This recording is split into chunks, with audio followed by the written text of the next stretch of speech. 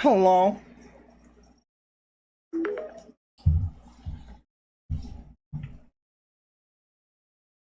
Haven't filmed.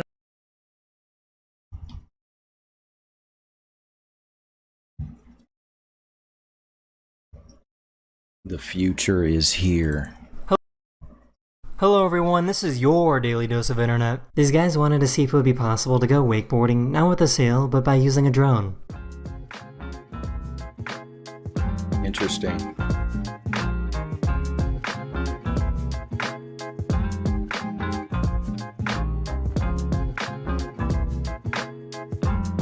On the section, quite interesting. Damn. This guy was washing his car when he was suddenly attacked by two guys that were trying to steal his car.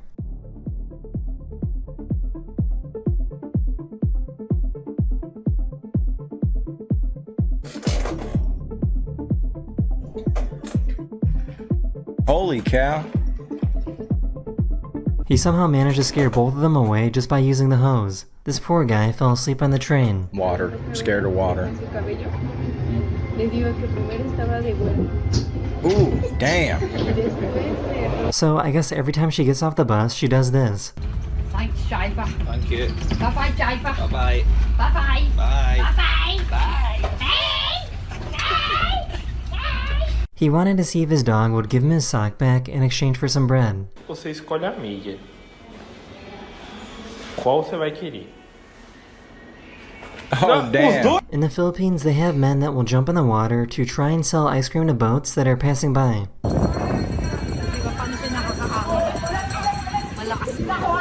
They were doing DUI checkpoints in Estonia, and the officer didn't realize that they gave a breathalyzer test to the passenger instead of the driver.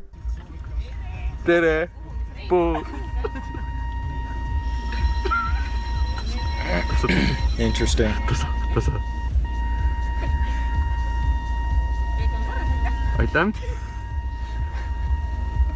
So what exactly was the end goal here? This is the part I'm nervous about. Oh, Oh no. damn. Oh no. What's going I think this dog really likes to get his ears cleaned.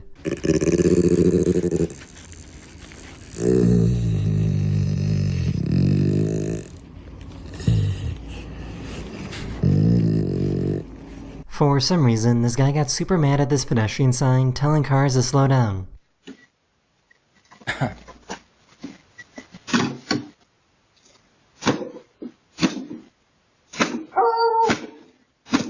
Yeah, why was that in the middle of the road? Like, do speed bumps. This guy was trying to Swallowed. get the bartender's attention.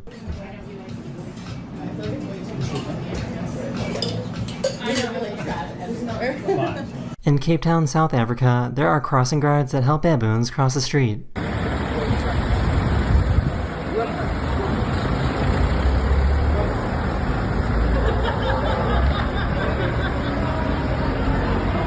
That's wild.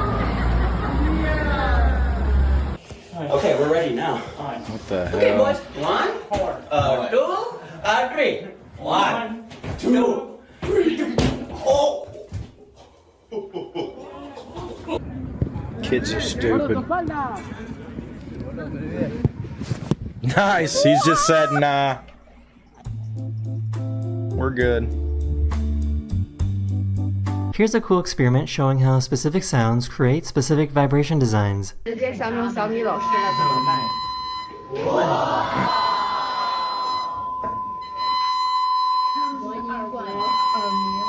For some reason, her cat was sleeping perfectly like a square.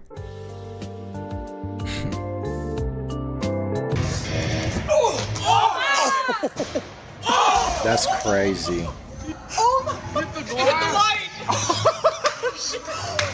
That really just happened. This group of cars saw this drunk driver driving around. He got out for a break, and when he got back in to try and drive away, all the other cars created a barricade so that he couldn't move. What the hell was that? The police then showed up a few minutes later and made an arrest.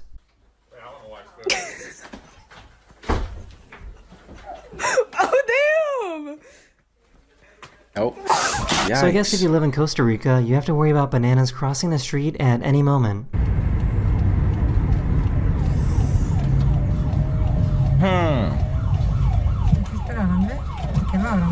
So I just found out that dogs that are waterproof exist.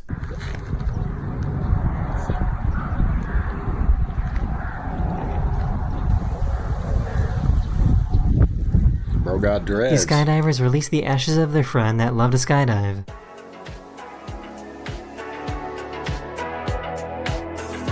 That's crazy.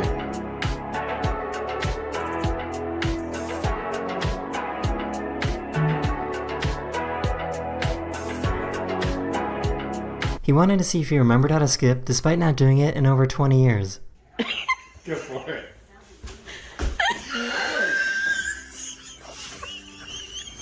She was trying to make an artistic video.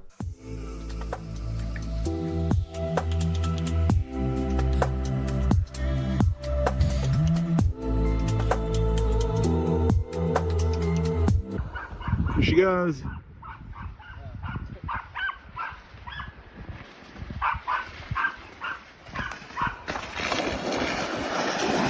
Yeah! So I guess drones and balloons aren't a good mix together.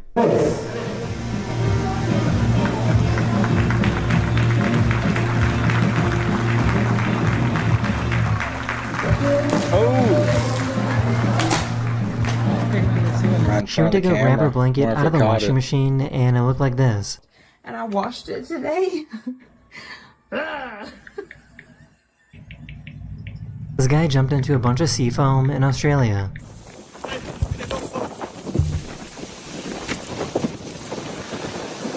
Oh, where'd he go? He's gone. How does something like this even happen? C'est quoi ça? Pourquoi il y a ça sur la route? Bon, c'est bon, après, c'est... Ouais, mais c'est chelou quand même. C'est quoi ça?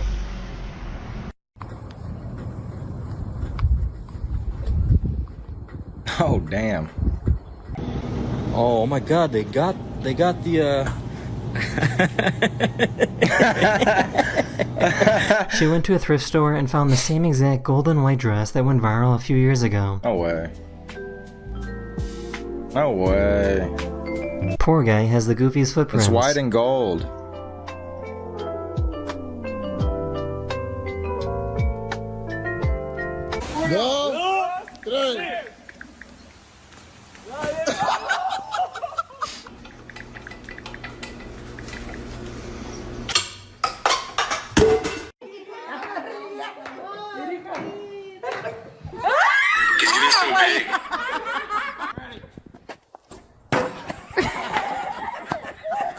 This truck driver has a custom truck that was designed to help him get in and out with his wheelchair.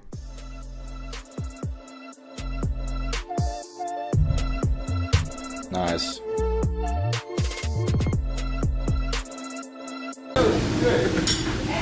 Oh, slick with it. I was looking at a $100 bill the other day, and I never noticed how the hologram thingy can transition between the number 100 and a picture of a bell pretty flawlessly. Yeah, I've seen that. I seen it. One of my subscribers recorded this amazing sunrise in the UK. That is the end of this video. We hope you enjoyed, and I'll see you guys again very, very soon. Later.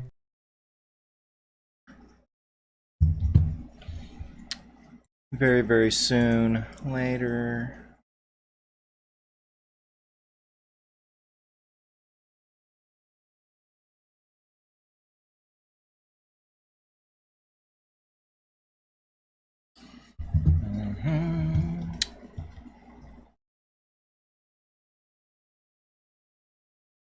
Let's see. What countries can... Let us see here. From a bodyguard. What are we working with? Houston, Texas.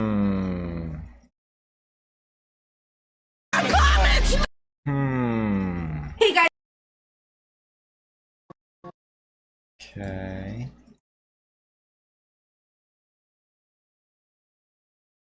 Gordon Ramsay scrambled and fried eggs. Eggs, come on, we love Eggs, them. Whether come on. it's breakfast, lunch, or dinner. So today, I'm going to show They're you expensive. my favourite They're way delicious. to cook eggs. Scrambled and fried. I'll start the fried egg first, and then I'll go straight to the scrambled egg. So, gently heat that pan, just gently. If you start cracking eggs into a cold pan, whatever pan it is, it's going to stick. So get some heat in there, okay? I like to start with a tiny drop, just a tiny drop of oil. Literally, just a touch. And then from there, a little knob of butter. Now, butter goes in.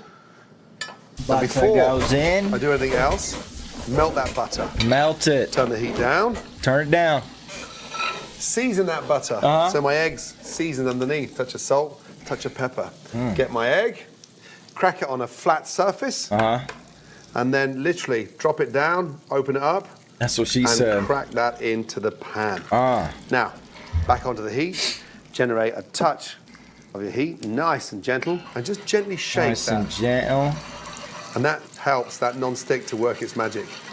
Now, look at it, it's starting to blister and bubble. The heat's getting in. I'm going to turn the heat back down now. Now, hear that noise?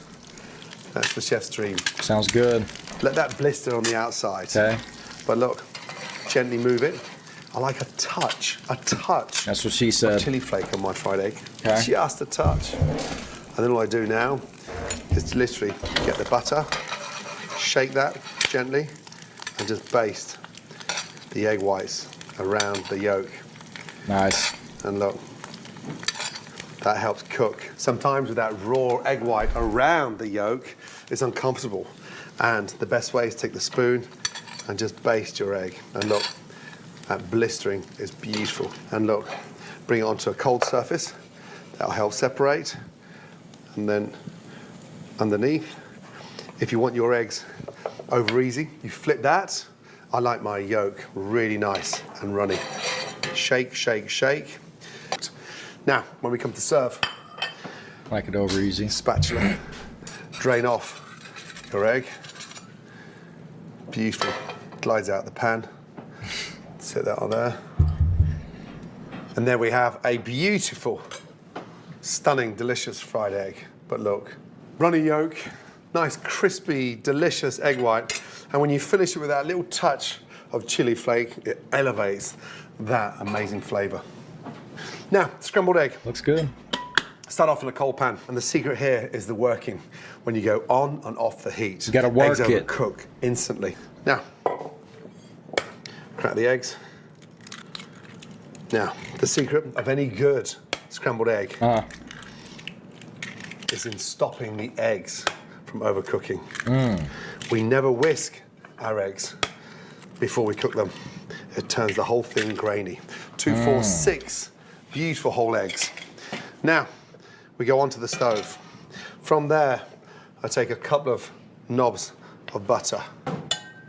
On with the heat, spatula, and we start stirring. And the most important part here now, okay, is breaking up those eggs. As you can see, I'm using the plastic scraper. And the beautiful thing about this Hextad pan is you can see how clean I'm wiping around, bringing the eggs back down into the mixture. So I'm on the heat now. I've got no seasoning in there, okay? I'm starting to generate the heat. You can see the eggs starting to cook. I'm 60 seconds on. I come off now. I clean down the side of my pan. I whisk it back in. And there is a secret, making sure that you're folding everything from that pan, cleaning the sides. And so I've got maximum yield on the eggs. I'm off for 30 seconds. I go back on. I turn the gas down and we whisk. Nice. Look at the eggs, how quick that's cooked. They come off. I fold them in. Now to stop them from overcooking, a little touch of creme fraiche. In we go. Fold that in. And now is the moment I start to season my eggs. The creme fraiche cools my scrambled eggs down. Lightly seasoned. The gas is off. I've still got that heat inside my pan, but the eggs are light and fluffy. Interesting. And seasoned. Look at the color of those yolks. I like a light sort of onion flavor. And all I do here is just put some nice, beautiful chopped chives running through. Incredible. Sprinkle the chives on top, fold them in, And look, they just sit there nicely. There's no water. That looks fire. The color's incredible. And look at this, scrambled egg. And when you make scrambled eggs like this in a stunning non-stick pan, there's no waste. And look. God and then we dang, have a dude. beautiful, stunning, amazing scrambled egg that screams perfection. A big thank you to Hexclad. Looks delish. Golly, boy. Hmm.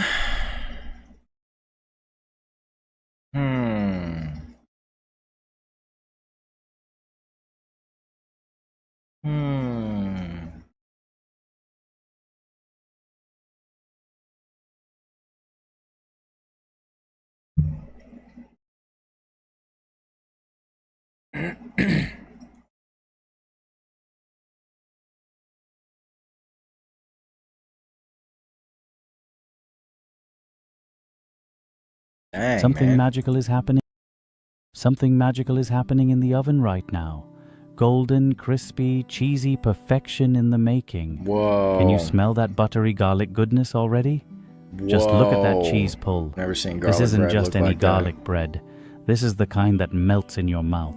Soft and fluffy on the inside, soaked in rich garlicky butter. This is the ultimate comfort food. Want to make the best cheese garlic bread? Let's do this. All right, let's start with the foundation of this soft, fluffy garlic bread, our yeast mixture. Here I've got 225 milliliters of milk. Looks good. Hey everybody, let's turn these eggs into fluffy Japanese pancakes. Whoa. Whoa.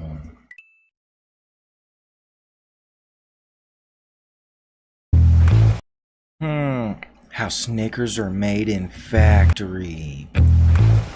Whoa. It's that perfect blend of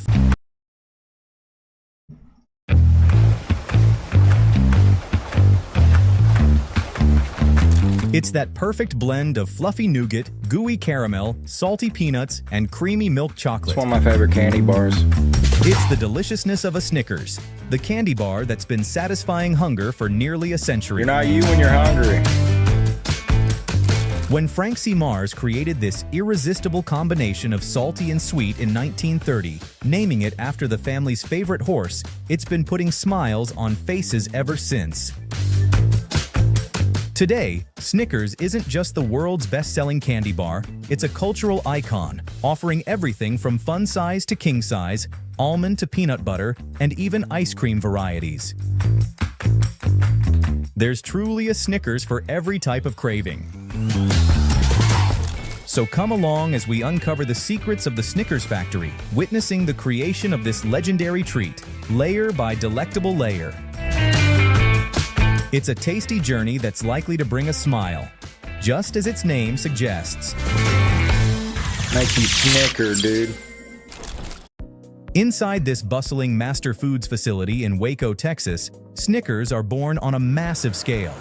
This single factory churns out a whopping 65% of all Snickers bars sold in the U.S. Damn. While the remaining 35% come from a network of factories scattered across the country, ensuring that every candy aisle nationwide is well stocked with this cherished snack. The magic begins with the creamy milk chocolate. But there's something special about this chocolate. It's especially formulated with higher amounts of cocoa butter and lecithin, which naturally raises its melting point. The result is a chocolate that resists melting in your hand, but dissolves delightfully the moment it touches your tongue. So let's dive into how this unique mixture is prepared, and why it's perfect for creating that unforgettable Snickers experience. In short order, first, top-quality cocoa beans are deshelled by this machine, before the inner nibs are roasted in this large oven. The inner nibs. After that, the cocoa nibs are ground in an industrial miller and combined with sugar and milk powder, in which forms a thick paste. The chocolate paste is then sent to a refiner, turning it into a fine cocoa powder. From there, the powder is conveyed to another large mixer called a conch. Inside the conch, large arms churn the powder while additional cocoa butter and lecithin are added in, creating this creamy liquid mixture. Finally, the chocolate is tempered, a unique heating and cooling procedure that allows for a more uniform crystallization of the cocoa butter within the chocolate. This step also gives it a higher melting point, preventing it from melting too quickly when it's held in your hand. If you're curious to see a chocolate making process in more detail, still kind of melts pretty quick. And cooling procedure that allows for a more uniform crystallization of the cocoa butter within the chocolate. This step also gives it a higher melting point, preventing it from melting too quickly when it's held in your hand. If you're curious to see a chocolate making process in more detail, check out the link in the description below. As the milk chocolate tempers to perfect its silkiness, the factory busily prepares the other key ingredients for Snickers bars, starting with the fresh roasted peanuts. This 2,000-pound bag of raw, deshelled runner peanuts is hoisted up and fed into a large funnel called a hopper, which feeds a conveyor belt that carries the peanuts onward to the roaster. It's estimated this factory can use about 21 acres worth of peanuts for making Snickers bars daily. Damn. The peanuts are then transferred to this specialized conveyor system that oscillates from side to side, ensuring each nut will receive equal exposure to the heat as they progress into this massive 150-foot convection oven. Once inside, the peanuts undergo a 30-minute roast at 350 degrees Fahrenheit, unlocking the deep, rich, nutty flavors that make Snickers bars so irresistible. While the peanuts travel through the oven, the Snickers creamy caramel is being prepared in the kitchen area of the factory. The process starts in this large industrial 800-pound vat, where corn syrup, butter, condensed milk, sugar, and salt are mixed and brought up to temperature. The mixture is then caramelized in this vacuum kettle at temperatures of around 250 degrees Fahrenheit for 20 minutes, carefully monitored to prevent burning while ensuring the perfect consistency. Near the end of the cooking process, vanilla extract is added in to enrich the caramel taste, and emulsifiers like lecithin are added to make it smoother and more stable. This mixture is then cooled to achieve the right viscosity, ensuring that each layer of caramel in the Snickers bars is velvety and rich. The entire process can take up to 45 minutes in total. So while the caramel is cooking, the nougat is made in a different part of the factory. Did bro just say the nougat? Nougat! Bro said nougat? The entire process can take up to 45 minutes in total. So while the caramel is cooking, the nougat is made in a different part of the factory. The nougat. Crafting that chewy, sweet center of a Snickers bar begins with this delicate art of nougat making. Inside this large vessel, corn syrup, sugar, salt, and water are blended together and heated to a precise 250 degrees Fahrenheit. This syrupy concoction forms the base of what will become the nougat's super sweet core. The next step sees this hot syrup carefully combined with fluffy, beaten egg whites, transforming into an airy, creamy delight. To achieve the perfect consistency, the mixture is then mechanically stirred and cooked further at 270 degrees Fahrenheit, striking a balance that allows the nougat to set just right, firm yet pliable. However, this process is a delicate dance against moisture levels though. Too much humidity in the air will cause the sugars to draw in water, potentially requiring the heat to be raised to maintain the nougat's ideal texture. After all, achieving the precise firmness is critical. Anything too soft wouldn't be the perfect chewiness expected in every bite of a Snickers. After achieving the ideal fluffiness, the nougat is transferred to this screw mixer where it's combined with freshly ground peanut butter. You said nougat earlier. You said nougat. After achieving the ideal fluffiness, the nougat is transferred to this screw mixer where it's combined with freshly ground peanut butter, Is this guy messing with us? infusing each Snickers bar with a burst of nutty flavor that's hard to resist.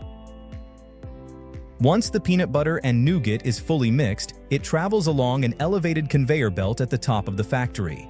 This trip also allows the nougat to cool down a bit before the next step. By the time the nougat and peanut butter blend had reached its peak, it had been heated to a precise 195 degrees. At this point, the elevated conveyor deposits the mix into a large hopper, where gravity takes over, dropping the warm mixture between a pair of two giant rollers below, which are chilled to a frosty 24 degrees Fahrenheit. This machine, called a sheeter, will press and cool the mix simultaneously as it passes. Machine, called a sheeter, will press and cool the mix simultaneously as it passes through the middle. The sudden chill causes the nougat to stick to the rollers, forming a delicate skin on the cold metal, an important step that shapes the nougat into its final width. As the rollers spin, a blade scrapes the nougat off, settling it onto a stainless steel conveyor belt below. As soon as the nougat lands, it's conveyed towards the next step, where it will be joined with the creamy caramel and crunchy peanuts. As these steps unfold, the roasted peanuts make their timely exit from the industrial tunnel oven after about 30 minutes, perfectly toasted and full of flavor. They tumble onto this conveyor, ready to join the process. As they progress down the line, a worker spreads the nuts around, ensuring they remain separated and evenly distributed. Then they travel through this spinning drum, where a fine mist of salt is applied, adding that extra little bit of flavor to every single peanut. Is the salt nicely distributed? Meanwhile, over in the kitchen area, having achieved a perfect smooth and creamy texture, the hot caramel is ready to join in on the fun. Released from the kettle via a discharge valve at the bottom, the molten caramel flows into this large vat positioned directly below. Once it's filled, the vat is then raised and carefully poured into a depositor. This mechanism directs the flow into a tube that ultimately feeds into a screw auger where the hot caramel will meet the freshly roasted peanuts. At the same time, the freshly roasted and salted peanuts fall from the salting conveyor into the warm caramel below. As they land, the auger continuously turns, perfectly mixing the caramel and nuts into a delightful sticky mixture. This harmonious blend is then pushed forward by the screw auger, moving the mix seamlessly towards the next stage. After a thorough mixing, the deliciously gooey mixture of peanuts and caramel gently cascades from the auger onto a giant rotating metal drum called a cooling roller that's chilled to about 24 degrees Fahrenheit. At this stage, the caramel is still a bit too runny, so the roller evenly distributes and thins out the mix, all while cooling the caramel to a more manageable consistency. This step is pivotal in transforming the gooey mixture into a uniform, even sheet, perfectly primed for the next assembly phase. Now it's time to unite the two delicious layers. First, a large blade carefully scrapes the layer of caramel and peanuts from the cooling roller, while it falls directly atop the nougat layer. Where's everybody at? Now you saying nougat again.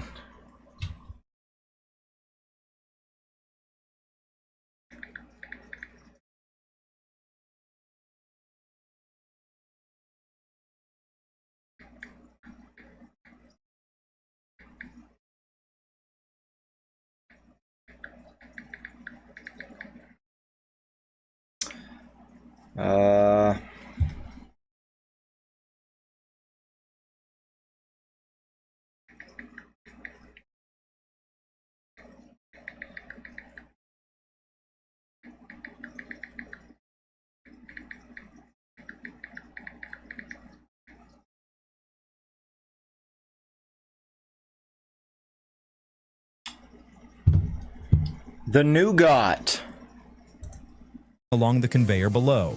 Together, they then pass beneath a pressing roller, which seamlessly integrates them into a single, uniform slab at the ideal thickness. The combined caramel and nougat slab then enters an enclosed refrigerated tunnel, where it's cooled to a stable 65 degrees Fahrenheit. The cooling tunnel not only hardens the layers, ensuring it can be easily sliced, but it also harmonizes their flavors, making each bite a perfect balance of salty and sweet, chewy and crunchy. After cooling, the slab progresses and next encounters the slitter machine, Equipped with Slitter. 19 rotating blades, this machine efficiently divides the large slab of nougat, caramel, and nuts into 38 manageable strips. Hey, where's the pot? As It's the over lengthy there. strips advance, they encounter It's these across the way. sharp, guillotine-like blades. These blades slice through each strip, cutting them in the opposite direction to form individual 4.5-inch Hit bars. pitbull, chat. Each bar is now perfectly sized for its final coating of luscious milk chocolate. Yeah, I had so much fun.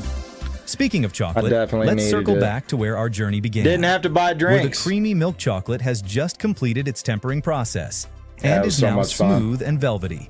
It's now directed into 2 enrobing machines. Couldn't wait to get out of ready those to shoes. Those envelop the dress bars shoes in a hurt your rich feet after a chocolatey while. goodness. Initially, they pass through the bottom enrober, which immerses their base in a shallow pool of milk chocolate, laying the foundation for total coverage.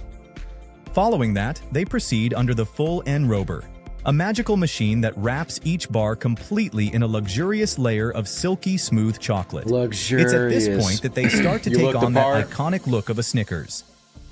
As the chocolate starts to set, the bars move across these vibrating grates, which help distribute the chocolate evenly over the entire Couple bar of critiques and about eliminate it, but any for the air most pockets. part, nobody minded. But it doesn't I stop thought it at just a looked coat fine. of chocolate. The coating, still soft and malleable, pass Some under this drunk decorative a-hole roller said I machine looked that like gives a each yodeler Snickers its or secret something. I don't signature know. swirl Maybe on I top. heard him wrong. Next but time you unwrap one, I was be like, sure this to look dude for even it know what a yourself. yodel outfit looks like. Like, come on, After dude. receiving their signature swirl, the bars enter this cooling tunnel, allowing the chocolate coating to fully solidify and preparing them for their final wrap.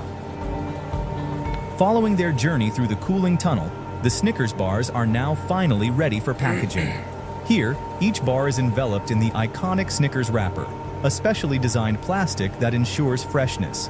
This wrapping machine, equipped with heat-sealing technology, Lederhosen. can seal the Yeah, edges right. at an impressive rate of up to 1,000 bars per minute, efficiently preparing them for shipment. I got them high-ass white And from socks. here, they're not just headed the to candy shorts, aisles.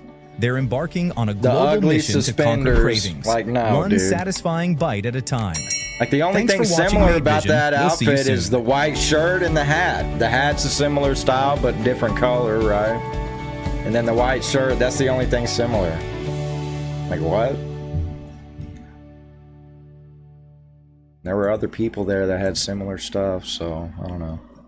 The beard, yeah. I got the Amish comments. Of course, that's a given, right? It's where people really feel like they're so clever. Like, oh, haven't heard that one. Dang. Nice.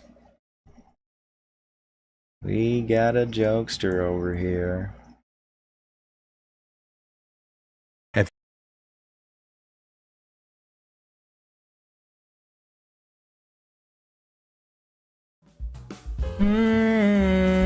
Guys, I'm building a tiny office. Have you?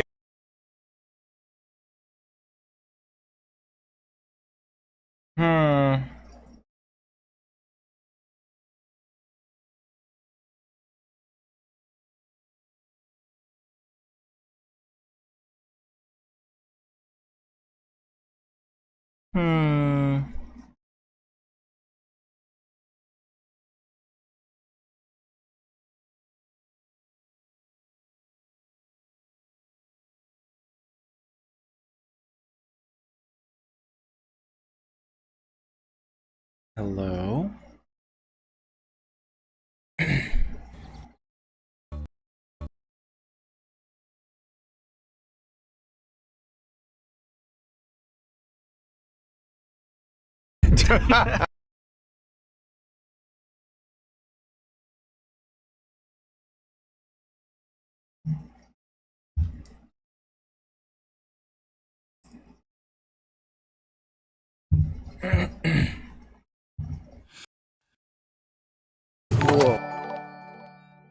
Cindy with a 20, thank you, Cindy. Well, Arnett teaches us some Canadian slang / Welcome Vanity Fair. Will Arnett, huh? No way.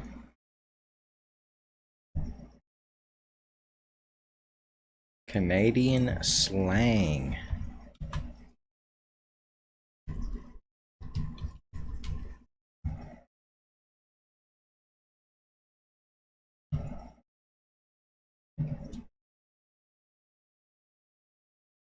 I'm Batman. He's Lego Batman. I'm Batman. Knoxville would like this.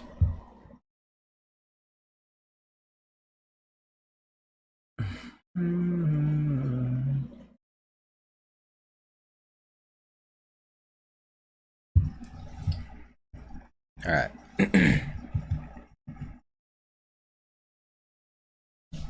Will Arnett teaching us Canadian slang. All right, let's go. Let's see what all this is about. All right. I'll take 2 eggs side by each on a pair of toast. Sweet iPad, eh? Hi, I'm Will Arnett, and today I am teaching you Canadian slang. First Canadian slang is hoser. It's somebody who's very Canadian. You know, heavy Canadian accent, big hockey fan. I would think somebody that just goes and relieves themselves wherever they want. That's a hoser. He'd just be hosing wherever the hell he wants. That's what I think. That's what comes to mind. I mean, it would be fitting, right? One would assume. That damn hoser again over there. Yep. Somebody needs to do something about it. Smells like pee everywhere. This ain't good. Alright. A toque, kind of like a radiant. Canadian slang is hoser. It's somebody who's very Canadian. You know, heavy Canadian accent, big hockey fan, wears a toque, kind of like a redneck. Clicks. Okay. Clicks is just Canadian redneck, short for kilometers. Right. How far is it from Winnipeg to Portage la Prairie? Oh, she's about 150 clicks, bud. Or you might say, she's like 6 beer. Molson muscle. Molson is a beer, and it refers to having a beer gut. A 2-4. Oh, man. That's Molson a case muscle, of beer. So it's a beer belly? She's like 6 beer. Molson muscle. Molson is a beer, and it refers to having a beer gut. A 2-4. Oh, man. That's a case of beer. If you come into a party in the summertime, and you don't have a 2-4, you're not getting in, bud. Or you might come with a suitcase, which is just a 12. Time out. Around here, a 2-4 is fast food related or like food related. You get 2-4, and then you get a price. You know? You're not getting in, bud. Or you might come with a suitcase, which is just a 12. Giver. That means like go get it, like go for it. Oh, giver. Toque. That's a wool hat. A toque? With a pom-pom. That's a weird way to spell it. What you might even, in this country, I guess, call like that looks like toque. Go for it. Oh, giver. Toque. That's a stoner word, toque. I don't know about that. Toque? That's a wool hat. I know toque is T-O-K-E. What you might even, in this country, I guess, call like a beanie, which I hate that word. It's so dumb. Toque is not toque. A Mickey. I'm very well aware, promise, all right? I'm just making jokes, okay? It's just like a little pocket thing of Crown Royal. How's it going? Oh, pretty good. We just polished off a Mickey of Crown Royal and, you know, gonna give her. A dart. Cigarette. Want to go kill a dart outside. Or a gas bear. Because they're gasping for air. Gotch, gitch, and gaunch.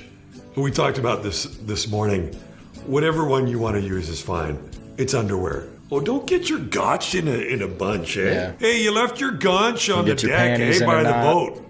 Don't get your panties in a knot, dude. Gong show. Oh, we went down there last night. We went down to Palisades Park, eh? And it was just a gong show down there. Meaning it was just a zoo. Show? It was crazy. A shit show? Oh, for a rip. Just going out and having a good time. Give her a rip. A kerfuffle. Do you guys not have that word down here? Kerfuffle is like a spat? A mix-up, a big thing, a brouhaha, a kind of a fight. Timmy's, Tim Horton. Yeah, like a spat. Double, that's how you take your coffee. 2 creams, 2 sugars. Show. Timbit, it's like the little round donut hole from Timmy's. Pop, that's soda. Back bacon, it's a type of pork product that you have with breakfast, a little thicker cut. It's not my favorite. Loonies and toonies. Loonies are $1 coins, and toonies are the $2 coins. I guess there was a whole thing like a lot of newfies were losing their teeth when the loonies first came out because they couldn't figure out how to get the chocolate out. Oh, chocolate coins? That's a Newfie joke, eh? Wait, Chesterfield is a sofa or a couch. So it's not a chocolate coin, but they make a joke about it? That's a... They couldn't figure out how to get the chocolate out. Oh, okay. That's a Newfie joke, eh? Chesterfield is a sofa or a couch. Muskoka chair, that's kind of like an Adirondack chair. The Peg, where both my parents are from, Winnipeg. The 6 is Toronto. Peg has changed around that here. That came after I left. I grew up in Toronto. We didn't call it the 6. So, kind of lame. Rink rat, that's somebody who hangs out the rink a lot, you know? He's always there. He's playing shinny on his downtime. Like a riff rat? That's a move in hockey when you come in with your stick and you make a move. Was it dink? I'm deking. Deking. That's a move in hockey when you come in with your stick and you make a move. That's a deke. Goal suck. Same, you know, somebody just hangs out by the goal, just wants to be constantly potting goals, but doesn't want to help out on the defensive side. Huh. Chirping, beaking. Chirping is like, you know, mouthing off. Yeah, and like it's big in hockey, you know, if you might get on the bench Beaking, after a keeping your shift and you mouth just shut. start chirping at them. Don't worry about it. I'll be chirping the whole time. Both mean the same. I hope you learned some good Canadian slang. I am Will Arnett. Feel free to go. Interesting. WFO. Wide fucking open, eh? Lots of hockey over here, eh? A lot of stick slapping going on around here. Interesting. Beaking. Knew a couple of the words. Will Arnett sounds like Seth Rogen's laugh just got a voice of its own. Yeah, really. You know he's Canadian when he throws in a Newfie joke. There's a Newfie. Newfie? My favorite part of this is the use of bud. That's the most legit rural Canadian slang. I say buddy.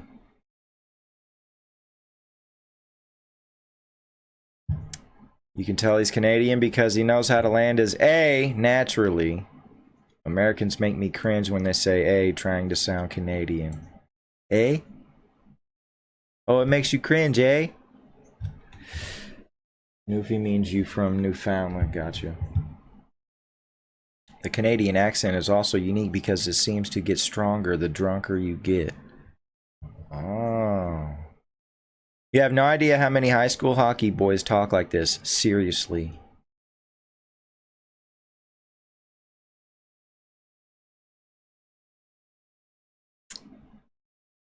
Took is a slang? I'm Canadian and I just thought it was a normal word. Interesting. Not bad. Will Arnett slang. Let's go. Thank you, Cindy.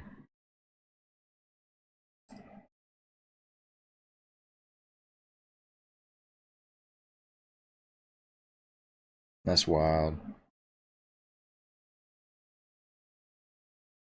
I got a buddy showing me pics of his new PC. It's pretty cool.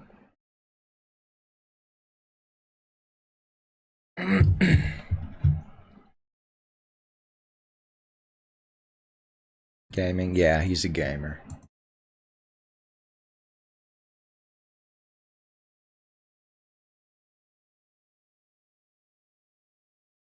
Hello there. How money is printed.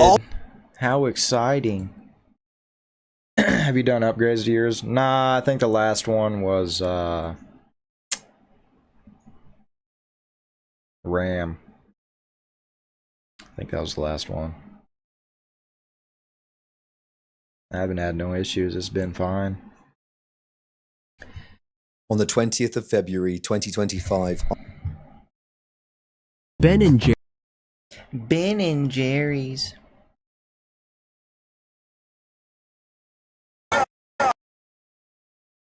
This thief. Morning.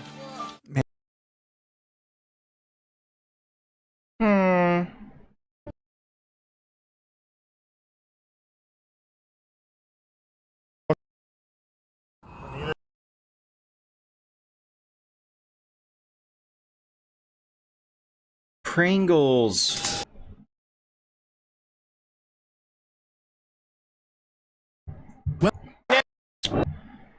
Ferrero Rocher. Today. I'm hungry now. Now it's recommending a bunch of food stuff.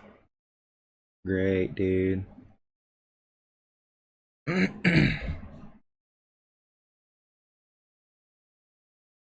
Oh, damn, what's that? Better than noodles. Chewy garlic seasoned potatoes. What? Better than noodles?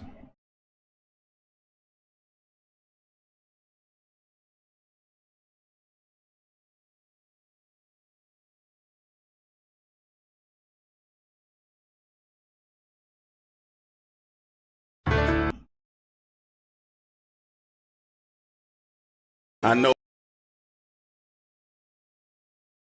Making you hungry? Yeah, for real.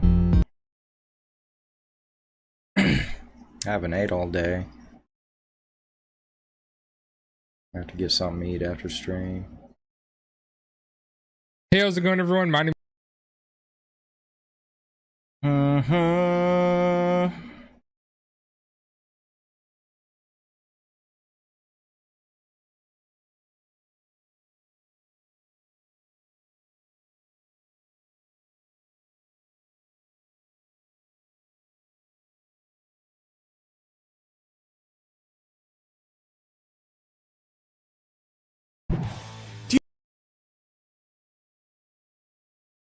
The perfect steak. Let's see it, Gordon. There's nothing better than a perfectly cooked seared steak. So today, I'm going to show you how to get the perfect sear on a steak and top it off with a delicious chimichurri served with mashed potato. First off, get the pan piping hot. As you're waiting for that to get up to temperature, make sure your steak, I've got a bone-in ribeye, make sure that's out of the fridge at least 10-15 minutes early. Whilst you're waiting for that, a really nice season. Now, be generous on the seasoning because we lose 30% of the seasoning, especially in the searing. So, I like to get this out literally 20 minutes before I use it, sear the fat, the bone, and sort of press all that seasoning into it. Once that steak's up to temp, now I've got the heat in my pan, I can turn down the gas and start that beautiful sear. Not too crazy on the oil. In, roll it around the seasoning, and always lay away. Always lay away from you. That way we don't splash or burn ourselves. Steve? The steak has got up to room temperature and that caramelization takes place really fast. Turn the gas down. I've got the heat in the pan already, as you can see. In there, I'm gonna add a little touch of garlic. Again, I don't even have to peel that garlic, just in, half. Now the secret here is to be patient, okay? Don't turn that steak until you need to turn it. I've got some fresh thyme in there. It's gonna make it really nice and aromatic. And be generous with those herbs, because all we'll do now is imparting that amazing flavor. So, check this out. Turn that over and look at that sear. That crust is beautiful. Now we sear the other side. The temperature of that meat is still quite cold, so when you turn it over, always just turn the gas up a little bit to make sure we concentrate on that beautiful sear. Use your tongs and push down. Take advantage of that beautiful steak base, dinner sounds nice. Incredible non-stick, and more importantly, the heat that's been conducted in the pan. It is so important, especially the sear, and that helps differentiate between boiling a steak and searing a steak. I pulled it off well. Thanks, buddy. Once that has really seared liked on the it. top, I go back again and just lightly season that. I was feeling myself fresh for salt, sure. fresh pepper. And And do it in now, a cast iron a little touch more oil, just with a touch double baked potatoes on the top. Sounds I'm good. going to sear the back of that steak now. Use the side of the pan to help tilt the pan, and I'll sear the back of that steak. That's really important. And those beveled parts of this beautiful pan is perfect for the circumference of that amazing ribeye. Now look, my garlic is roasting. Now I'll go with the butter. And this is where you make too many mistakes, where the butter goes in too early, and more importantly, it starts to burn. I'm going to turn down the gas now, okay, because I've got the heat in the pan. Pan's worked its magic. Gas goes down, and all I'll do now is add the butter and baste that beautiful steak. Tilt the pan down, and baste.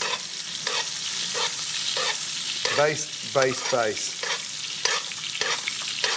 I'm going to sit it there, turn the gas right down, okay, and just let it beautifully caramelize and get that nice sear. That is so important. Let that rest, turn the gas off, and then just literally every 2 or 3 minutes, Can you get that steak baste any it bigger? again.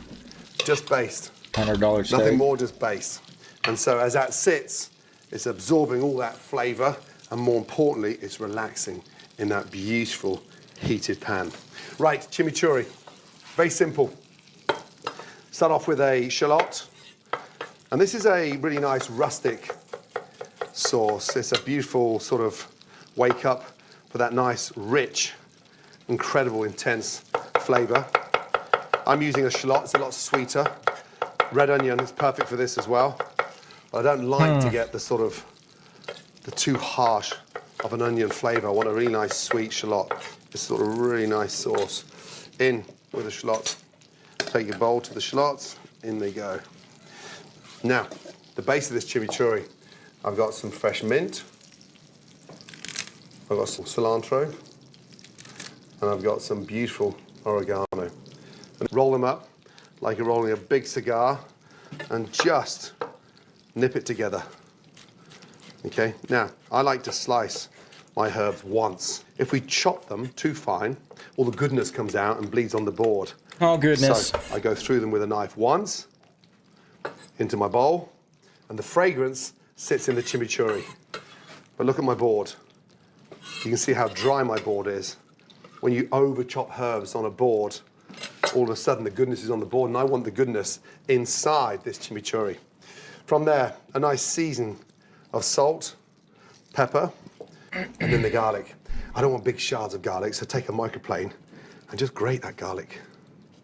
And what that does, you'll see, it just almost purees that garlic. I want it in my belly. That's what I want.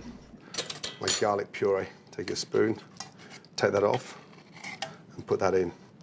So that sort of disintegrates and moves away and literally hides a little touch of smoked paprika, a little touch of red wine vinegar, and then my extra virgin olive oil. Okay, and it goes in, let that mix up. Now, we don't want this too oily, okay? Remember, the ribeye steak, it's rich, it's sumptuous, it's everything you want from a steak. Now, mix that together.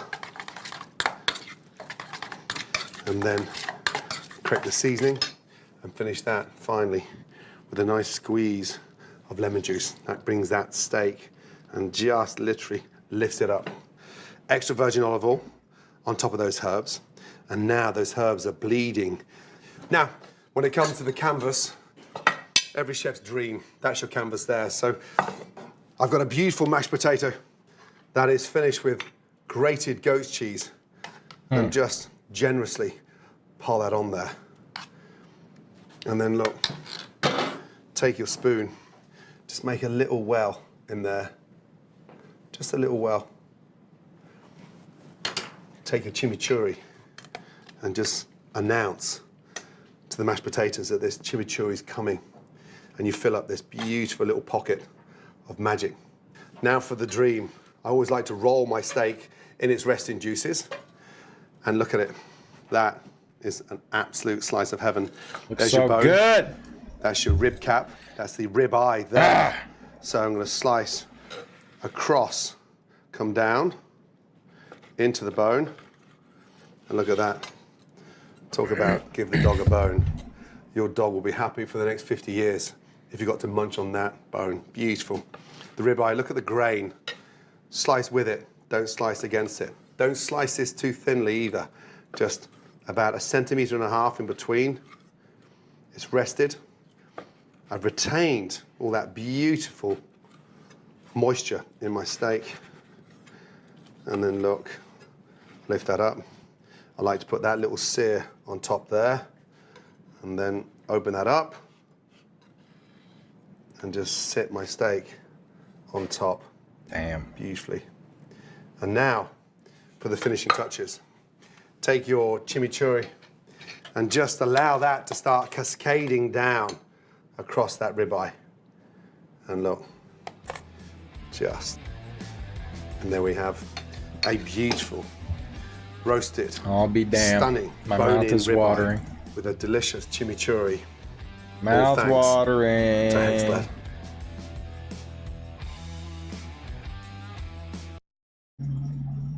Smell that marinade. Welcome to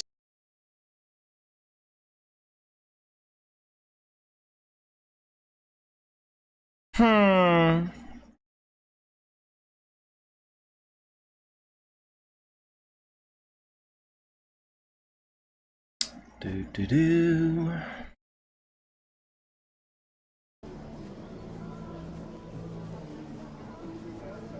Excuse me. What's up?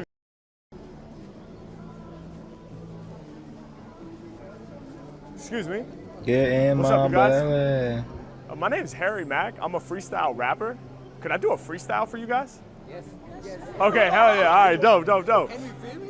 Yeah, of course. So I'm gonna improvise off the top of the dome. So can you guys give me some words to use in my freestyle? Random words? English words? Yeah, English words, hopefully. Elephant. Elephant, nice. Max? What was it? Max. Max? Just a name. Oh, Max, yeah. Elephant, Max. You guys got one? Shower? Berlin? Yeah. Elephant, Max, shower, Berlin. Y'all got one? And red. Red, the color red. Elephant, Max, shower, Berlin, and the color red. We ready? Yeah. All right, let's get it.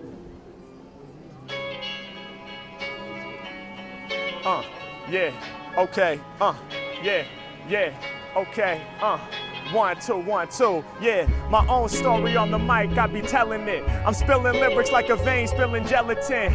Other MCs Already cease to rhyming be with relevant, elephant. cause everything I'm dropping even heavier than elephants. Yeah, pay attention to how I bust. This flare right here is rare like an elephant tusk. There ain't another live MC as live as me. Elephant tusk, ebonies and ivories. I got the keys. Y'all know that I rock with these. Every time I rhyme off top, he's give a amazing. lie to me. We on the tour for the eye to see. I'ma change and rearrange the game, defy prophecies. I be coming off the top of the dome, dropping these facts. Every time I'm spitting, I'm doing it to the max. Yeah, y'all know that I'm a blasted son. Cats go numb, we push it to the maximum. Yeah, I blast like drums, I'm moving like a breakbeat. Other rappers jelly, I can tell they probably hate me. I'ma make it happen off the top, cause I'm that mellow fellow. Yo, you got the bag that is yellow, H-Mac, I call it out. You know I'm on next. You got the digital watch face that's complex. Hey, yo, I'm calling anything that's in front of me. What's it gonna be? The most hungry MC. I be eating through all competition on this rhyme scene. I've been shining since before 2019. Yeah, I'm calling out the year. One of the illest right off at the top of the mental you bout to hear. We out here for certain, serving, getting props I'm deserving. We with the fans that's German. Way out here in Berlin. Y'all know we take it to the peak of this. Every time I rhyme, got the Bluetooth speaker lit. I rhyme for hours cause I truly got the power. I be hungry when I'm spitting. All these beats they get devoured. And y'all know that I'ma show all of my people they some cowards. Cause I reign supreme, it's more than just a shower. Yeah, H-Mag doing shit these rappers can't do. Goddamn dude, and my demeanor cleaner than the shampoo or conditioner. Getting past the average listener. When it be coming to rhyming, H-Mag, the top positioner. Yeah, y'all know I'm keeping it clever. I'm the type that be hopping on these beats like forever. I'm getting loose, banging beats through the hype speaker.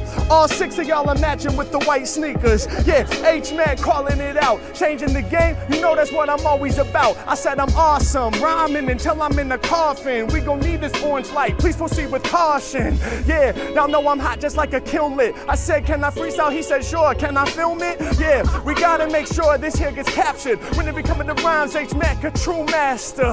Yeah, I'm off the head with these rhymes. When you said red, I thought the red of the sign. But then I thought red like the blood when you get hurt. And then I thought red like the color of sweatshirt. Then I thought red like Mac is well read. Cause I read a lot of books, now I'm flowing off the head with the proper information. When by every indication, peep the sound. Like the shape of your lens, I get around. H-Mac, y'all know that I'm about to let my verse flow. Yeah, get around like the shape of a circle. 360 degrees, I'm gripping mics, then I'm ripping these beats. I do it differently with these, so peep the vivid steez. I stand out, and every time I rhyme, rappers got the hand out. Sweet Jesus, he's swift. When I kick a thesis, get hype on mics, earning more stripes than Adidas. Wah!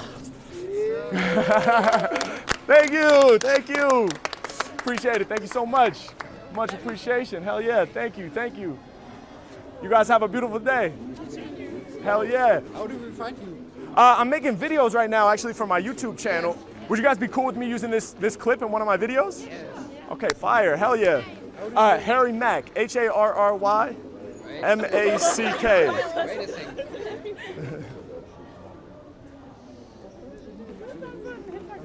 Type it in. Yeah, of course, man.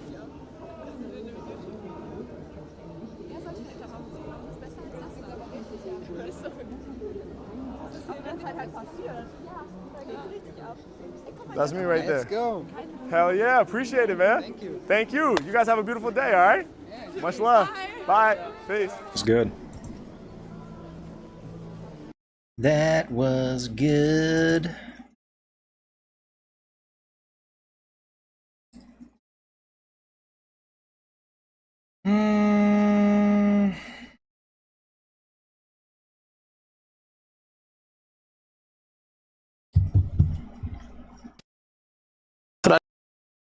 Make seared scallops.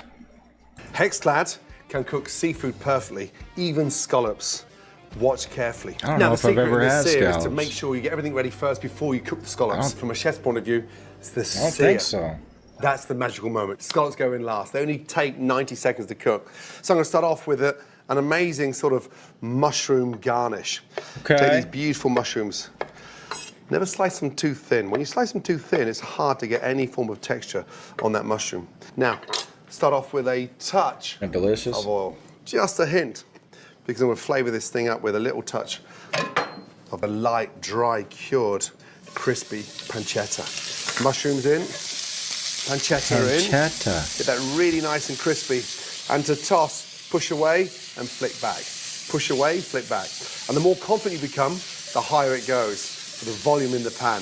Now, once we've rendered all that fat down out of that pancetta, evenly spread that across the pan, and now get your mushrooms in. And the secret behind these mushrooms is making sure we take that water out. Again, I've got the heat in my pan. I can turn the gas down now. The flavour coming out of that pancetta, bleeding into those mushrooms, but the secret is to make sure we take the water out of those mushrooms. Drop a nice little touch of cracked fresh pepper, and then with the lighter mushrooms, the little enoki mushrooms, just take off the base and just sprinkle them. You don't need to chop these. Now, let that sit there and roast. Take a little tiny slice of butter and put that in there. It starts to get everything turning almost like a nut brown flavour. If I started off with the butter will burn. I had a little touch of oil, then depending on the fat from the bacon, and now, look at that. It's so beautiful. I'm going to take a little touch of shallot. Just a hint. Part of it's going to be for the sauce, and the other part is going to be for the mushrooms. Half of that goes into those mushrooms. To start the sauce with the scallops, touch of olive oil. Shallots go in and get them caramelised. Beautifully done. Turn up the gas. We want the heat in there now. Now look at those like a mushrooms. fancier onion. So beautiful. Caramelise those shallots. Nicely done. A little hint of butter in there. Little season on those shallots. Once those shallots have started to melt and caramelise, it's a cream sauce, so we don't put much colour on those shallots. Really important. Little touch of apple brandy. Turn up the gas. Brandy. Flambe, burn that off. A light flambe. They're tasty, really not too with a sauce sharp. like this. It's so delicate. Burn off that alcohol. Let that evaporate, and it intensifies the sweetness of the base of that beautiful sauce.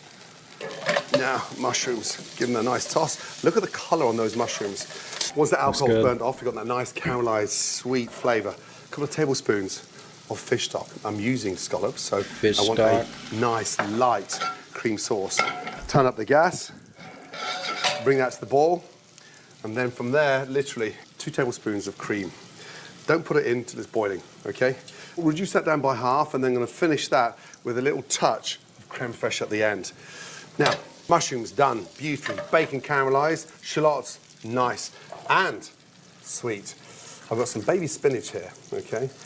You can put it in whole. I just like to slice the spinach. Yeah, sure. Let me just whip this a certain up. amount of freshness to the dish, and just lifts up that rich. Probably have to go to different stores just to find all the ingredients, maybe. Mushrooms. Now, spinach goes in, and just roll that through. And what will happen now? That spinach will wilt across those mushrooms and bacon. As always, heat's in the pan, gas off, and just let that sit there and beautifully wilts across the mushrooms and the bacon. Sauce has come up to the boil, as you can see, and now I'm going to go in. It's not as hard as it looks. Creme fraiche in. Now, as that spinach sits there, Gordon just makes it look easy. A tablespoon of apple cider, and that gives that nice little acidic finish to the bacon, the mushrooms, a little touch of sweetness in there. I've got these beautiful little wild thyme flowers. All I'm going to do is just pick the thyme buds and just drop them in. It's ready to go. Now for the magic. Nice hot pan, up to temperature already, lightly seasoned.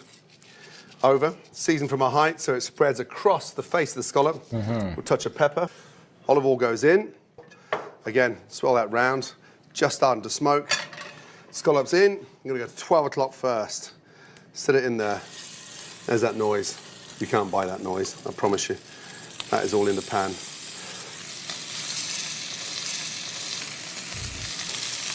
Yeah, now, right. I know which side to turn first. Now that I've got them in there, season on that side, salt and pepper. Okay, high temp. That is cool. 90 Do it seconds, clockwise. 45 seconds each side.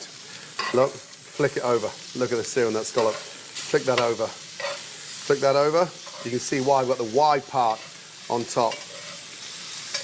And again now, beautiful sear. I've got the heat in the pan, the gas goes off. Now my butter goes in. I then roll that butter around. I cook the back of the scallop. I know which one went in first. And more importantly, look at the sear on those scallops. Manipulate the pan so it cooks down. The gas is completely off. And then finally, slice your lemon, and then just drop a little touch of magic lemon juice on top of the scallop. Beautifully done. And now for the dressing. This is a very simply executed dish, but what I do want is the freshness to shine. Got my spinach, my mushroom, my bacon. I'm quite particular when it comes to putting scallops on the plate.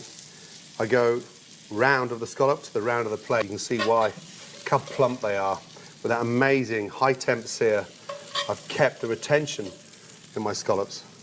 And then finally, I'll take the big juicy one to sit as a beautiful crown on top.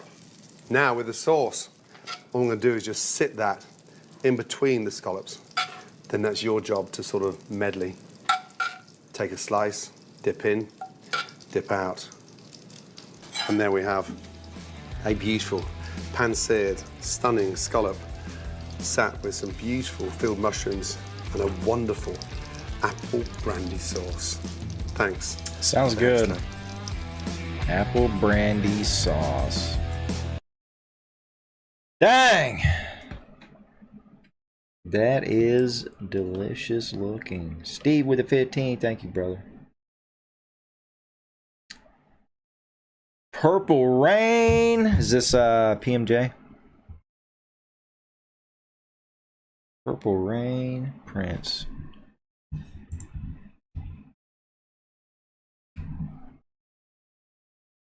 Purple rain, purple rain.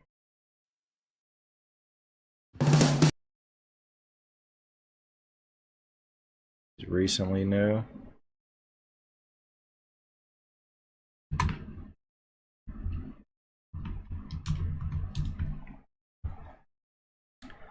Blues cover.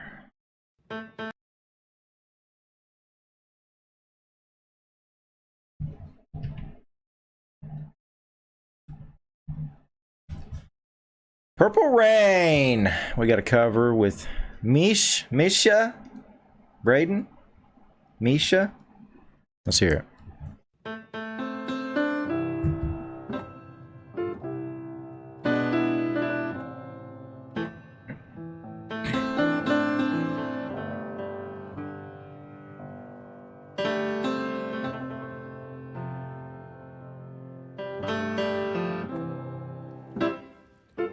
never wanted to cause you any problems.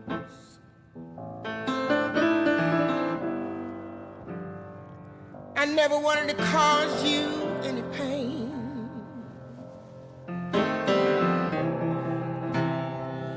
I only wanted one time to see you laughing. Dang. I only want to see you laughing in the purple rain.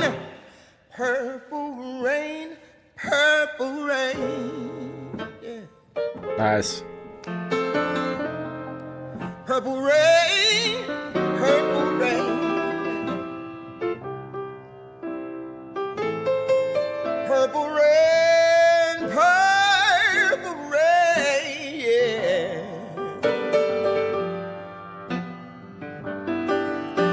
I only want to see you laughing in the purple rain. I never wanted to be your weekend lover. No.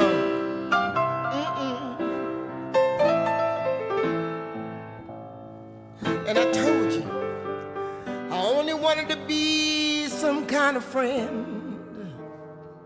Baby, I could never leave you for another.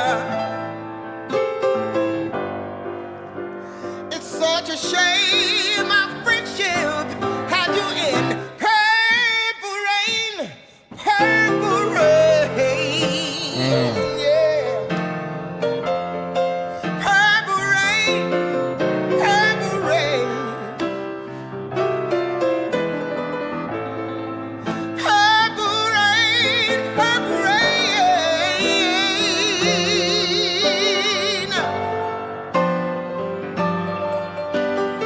I only wanna see you, only wanna see you in the purple rain.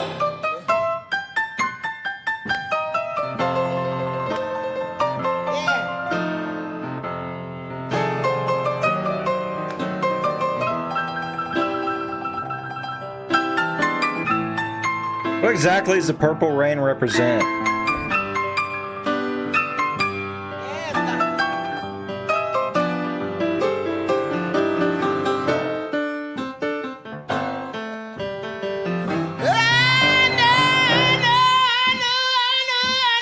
Times are changing, yeah. Good question. It's time we all reached out for something new. That means you too. You say you want a leader, but you can't make up your mind. Then you better close it and let me guide you to the purple rain. Purple rain. Purple rain, purple rain. Purple rain, purple rain. Guide you through the purple rain. I only wanna see you, I only wanna see you in the purple rain. Dude, she killed that.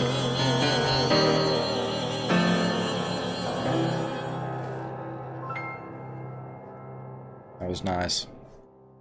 That was pleasant. Purple rain, yeah. Pertains to the end of the world and being with the one you love and letting your faith God guide you through the purple rain. I was gonna say something else. I was like, purple rain. I mean, purple represents royalty. Rain could be like storms, you know, storm, trials, tribulations, the storms. Purple rain, like, I don't know, making it through the ups and downs of life. There's going to be ups and downs, purple rain, I don't know. I don't know. But interesting.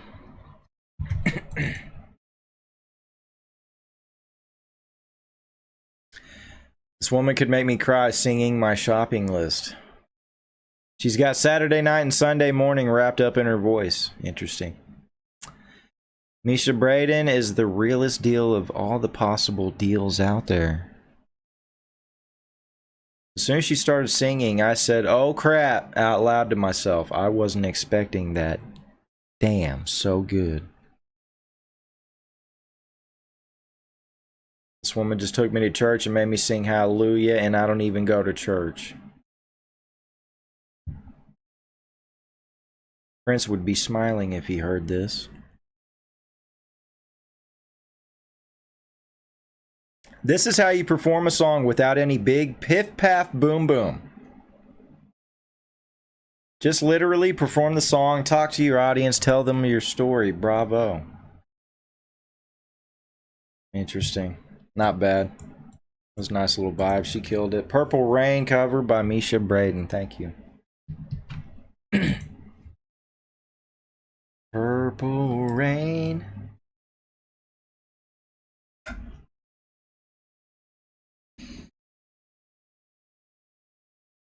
Yeah, Piff Paff Boom Boom. What is even that?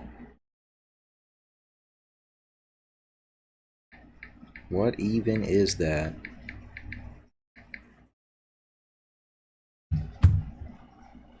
Basically shenanigans, tomfoolery.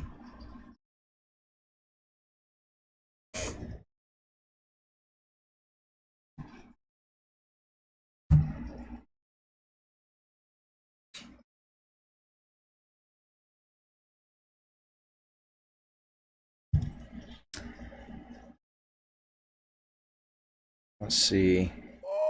Time is it? 8:18. Guess I'll call it there. Kind of slow tonight, y'all. Typical Monday, I guess.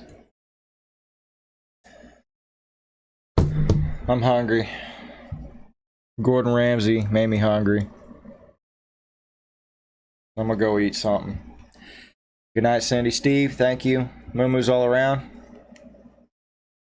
I'll be back tomorrow night. I'll be back. I'll be back.